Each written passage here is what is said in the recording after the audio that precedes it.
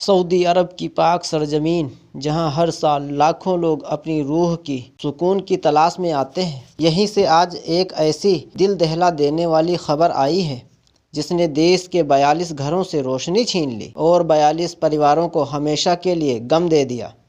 कल रात मदीना के पास शांत रात के बीचों बीच एक बस उमराह तीर्थ यात्रियों को लेकर आगे बढ़ रही थी।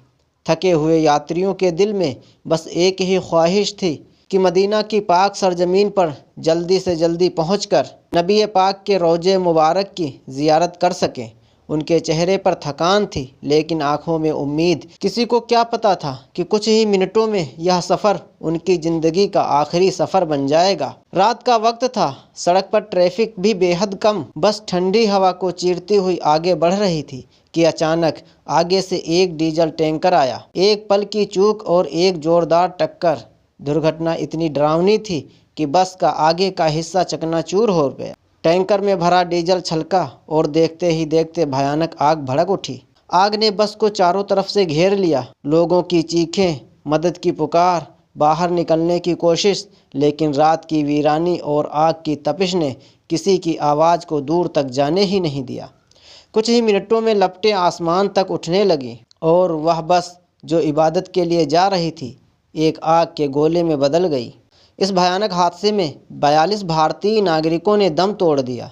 कई उनके बीच तेलंगाना, कर्नाटक, महाराष्ट्र, केरल और उत्तर भारत के यात्री थे। इनमें से कुछ पहली बार उम्राह के लिए गए थे। कुछ ने अपनी पूरी उम्र की बचत जोड़कर यह सफ़र संभव किया था। कुछ माँ बाप को अपने बेटे के साथ, कुछ बुजुर्ग अपनी आखिरी ख्वाहिश पूरी करने निकले थे। आज उनके घरों में सिर्फ सन्नाटा है। कहीं माँ रो रही है, कहीं पत्नी बेहोश हो रही है, कहीं बच्चे समझ ही नहीं पा रहे हैं कि उनके अब्बू अब कभी वापस नहीं लौटेंगे। भारत सरकार, भारतीय दूतावास और सऊदी प्रशासन तुरंत हरकत में आया। रात भर राहत बचाव अभियान चलाया गया, लेकिन आग इतनी तेज़ थी कि ज़्यादातर यात्रियों तक पहुंचना बेहद मुश्किल हो गया। जो बचे वे गंभीर रूप से घायल हैं और कई की पहचान करना भी चुनौती बन गया है। तेलंगाना और अन्य राज्य सरकारें परिवारों से लगातार संपर्क में हैं। कंट्रोल रूम बनाए गए हैं। परिजनों को हर संभव मदद दी जा रही है, लेकिन सच तो यह है कि जो गया वो वापस नहीं आएगा। आज पूरा देश इस त्रासदी पर शोक में है। सोशल मीडिया से लेकर संसद तक हर जगह एक ही सवाल है, ऐसे हादसे कब रुकेंगे? क्या तीर्थयात्रियों की सुरक्षा के लिए और मजबूत प्रयास नहीं किए जाने चाहिए? क्या इस तरह की सड़क दुर्घटनाओं को रोका नहीं जा सकता? हर साल लाखों लोग हज और उम्राह के लिए सऊदी अरब जाते हैं। यह यात्रा उनके जीवन का सबसे पवित्र अनुभव होती है, लेकिन जब यह यात्रा किसी परिवार के लिए मौत का संदेश बनकर लौटे तो यह सिर्फ एक हादसा नहीं रहता, यह एक चेतावनी बन जाता है कि हमें सुरक्षा मानकों, ड्राइविंग कंट्रोल, वाहनों की हालत और यातायात व्यवस्थाओं को और बेहतर करना होगा। आज हम उन सभी 42 भारतीयों को याद कर रहे हैं जो अपनी रूह की शांति के लिए निकले थे और खुद इस दुनिया से हमेशा के लिए विदा हो गए।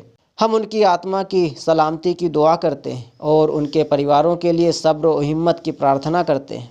और हम उम्मीद करते हैं कि भारत और सऊदी अरब दोनों सरकारें मिलकर ऐसे हादसों की जांच करेंगी, जिम्मेदारी तय करेंगी और आगे सफ़र सुरक्षित बनाने की दिशा में ठोस कदम उठाएंगी, क्योंकि तीर्थ यात्रा का मकसद शांति है, न कि ऐसी दर्दनाक विदाई। 42 परिवारों के लिए यह दिन हमेशा काला रहेगा और भारत इस त्रासदी को कभी नहीं भूल पाएगा। अल्लाह उन सभी शहीद रूहों को अपनी जवारे रहमत में जगह अता फरमाए, आमीन, और उन्हें जन्नत में आला मकाम अता फरमाए। दोस्तों, इस हादसे में जो भी लोग शहीद हैं उनके लिए दुआ ज़रूर करें। अल्लाह उन्हें जन्नत में आला से आला मकाम अता फरमाए और उनके परिवारों के लिए सब्र की दुआ करें।